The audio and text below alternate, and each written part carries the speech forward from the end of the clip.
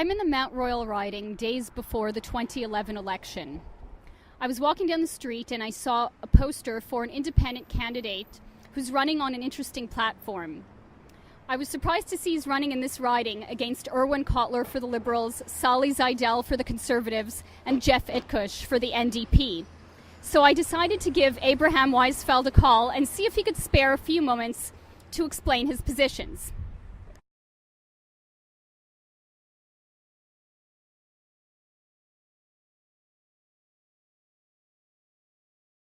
Just start off with asking you to tell me a bit about your background and why you decided to run in this federal election. The reason that I was running in the election is because I wanted to counterpose the Jewish identity that I consider to be valid, as opposed to the Jewish identity that is imposed by the leading members of the Jewish organizational structure in Canada. I wanted to counterpose the Jewish Bundes tradition, which I learned from my mother, who comes from Warsaw. And the Jewish Bundes tradition called for social justice and civil rights for Jewish people in the countries in which they were living. Dordrecht is the here-ness concept of the Jewish Bundes movement with which it was founded, which meant that we consider ourselves to be legitimate members of the Canadian community or the Quebecois community, and that we are under no obligation to leave and go to emigrate to Israel. And secondly, we have developed a concept of national cultural autonomy, a very important constitutional concept, which I make the first principle in my election program here. But national cultural autonomy requires that any given nation within a social system has its autonomous rights in a collective fashion to have its own school system, its own language, etc. Now this applies to Canada-Quebec relations, if it were at all possible, that is if English Canada conceded national cultural autonomy to Quebec, and would apply to Quebec itself, whether it remains in Canada or not. If it doesn't win its national cultural autonomy in Canada, then most likely it will become independent. But even if it doesn't, in Quebec itself, there's a number of national minorities who need to be recognized as such and not be treated as simply second-class Québécois. The sort of official position right now of both the Parti Québécois and the Bloc Québécois is that everybody learns French and therefore they become Québécois by virtue of their speaking French. However, it's not so simple, and one just has to consult, the original Québécois members of the society to recognize, that there are differences that should be recognized, differences that are positive, actually, because, of course, people are entitled to have not just one national identity, but it's quite possible to have two or more national identities.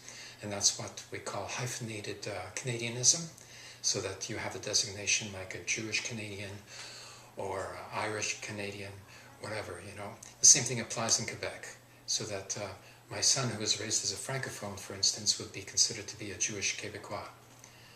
And this is, again, counterposed to the Parti Québécois concept of a nation-state, which they wish to establish. And I'm counterposing the notion of national cultural autonomy to a Quebec context as well as the Canadian context. Considering that you were involved in provincial elections in the past, what made you decide to participate specifically in the federal election this time? Well, I was inspired to do so by my official agent, who is Rose Karambizi. There was a genocide carried out against the Hutu people in Burundi in the year 1972, and her husband was killed. And she was campaigning ever since in order to have that genocide recognized and have the perpetrators of that genocide charged with war crimes, with violation of human rights. And since 1986, she was working with Erwin Kotler in order to do something about these genocides so that they wouldn't continue. And Erwin Kotler, although he spoke at conferences and identified himself, with the campaign denouncing these genocides, never once actually managed to charge anybody with the responsibility in those genocides. And as a result, in 1994, there was a following genocide of the Tutsi people in Rwanda that Kotler could have helped to stop but he didn't take any action. Somebody who's responsible for a crime against humanity under the UN provisions, Canada would have to assume what's called universal jurisdiction. That is, Canada would have to pass a law that would enable Canada to charge somebody who's not a Canadian, which is possible. Other countries like Spain and Belgium have had such laws and have put them into effect in order to take on a certain international responsibility for human rights. Now, Cotler would not have done this here in Canada because taking on the jurisdiction of universal jurisdiction would mean that Canada would be open to considering charging any Israeli official who is responsible of any human rights violations, whether in Lebanon or in Gaza. His ideological position, I think, restrains him to the point that he's not able to accomplish very much. So that's why I'm running against him, and I was encouraged to do so by Rose Karambisi. So you would have perhaps joined with another established party had it been another riding? Yes, I did actually ask, both the Bloc Québécois and the NDP if I could be their candidate. I did receive a reply from the Bloc Québécois saying that they had already chosen a candidate, a very, polite, respectful reply. So I wrote back as well, indicating that I have a certain sense of solidarity with their reason for existence, but that I would continue to be an independent candidate because I considered it important to oppose Cotler. Cotler is being opposed by two other Jewish candidates as well. The conservative candidate, Sali Sundal, who is opposing him as a partisan of the Likud party in Israel. So this election campaign in that particular riding is like a replication of an election in Israel itself, except that in Israel they don't have Bundes candidates like me, so I'm the exceptional candidate, so to speak. The other candidate is the NDP candidate, Mr. Itkush, who is allied with the Israel Labour Party, which unfortunately is in an alliance with the Likud party and the coalition government that they have there. And Barak of the Labour Party was the Minister of Defense when Israel attacked Gaza. I cannot respect the affiliation of the NDP candidate in that particular riding. Therefore, I don't limit myself in that respect, and I'm quite at ease in running against the NDP candidate in that particular riding. Since you're so passionate about resolving the Israeli-Palestinian conflict, what is preventing you from being more active there politically as opposed to here in Canada? I don't know Hebrew, so I can't really sort of intervene in Israeli society, and I don't think that the Israeli society would gladly accept somebody who comes from Toronto, Canada, to interfere in their internal affairs because they're very inward-looking. With Palestinians, I can be far more effective.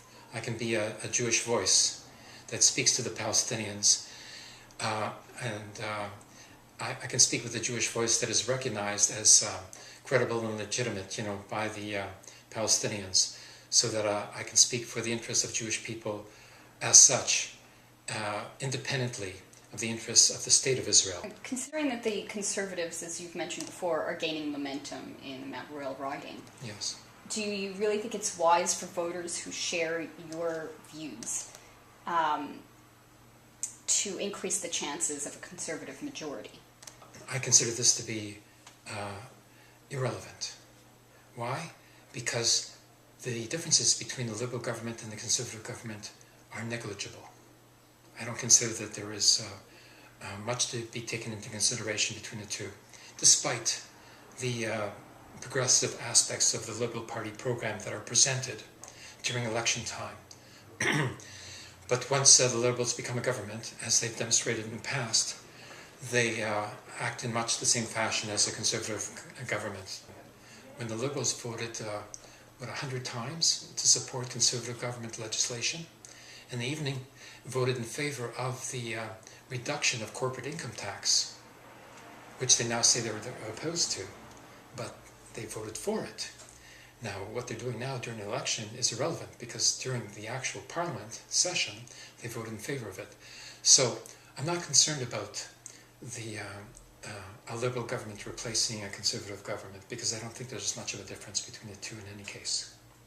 Now, realistically speaking, independent candidates don't often win seats.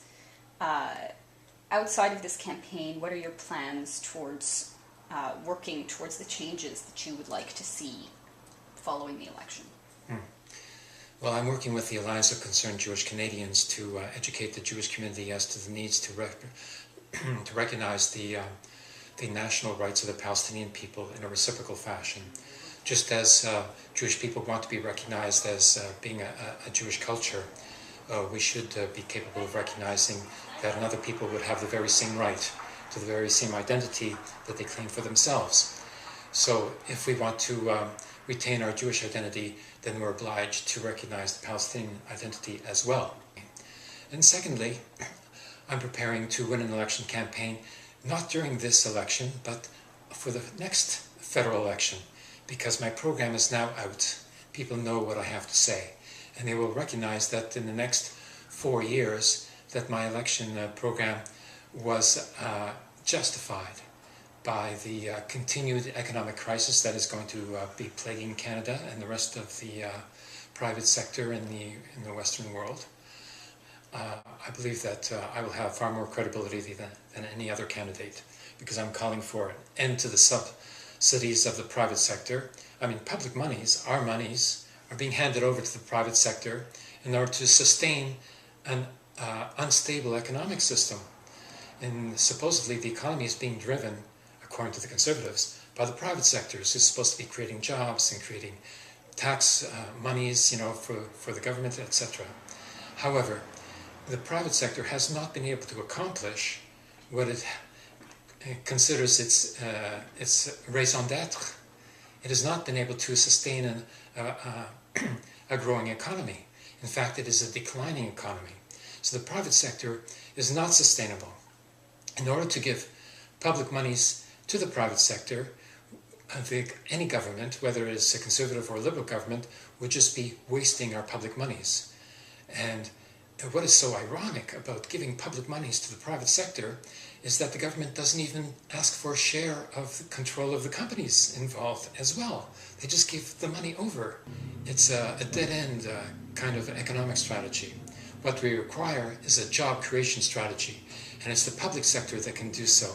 It's the government that is responsible for the welfare of the citizens, and not the private sector. And I'm certain that the private sector would agree. They're not responsible for the public interest. They're only responsible to their shareholders to make more of a profit. They're not even responsible to their own workers to provide them with a decent wage, because they're asking workers to take a wage cut in order to sustain the profitability of the private sector. So the private sector is bankrupt. We have to go to a completely different strategy. This is going to become evident, very evident in 4 years when we go into another recession, as has already been initiated. So coming out of another recession, I'm going to be there. And people are going to recognize that what I had to say was the only valid way to get out of a recession. I mean, either people want to go into a third recession, or they will vote for me. And people of like mind.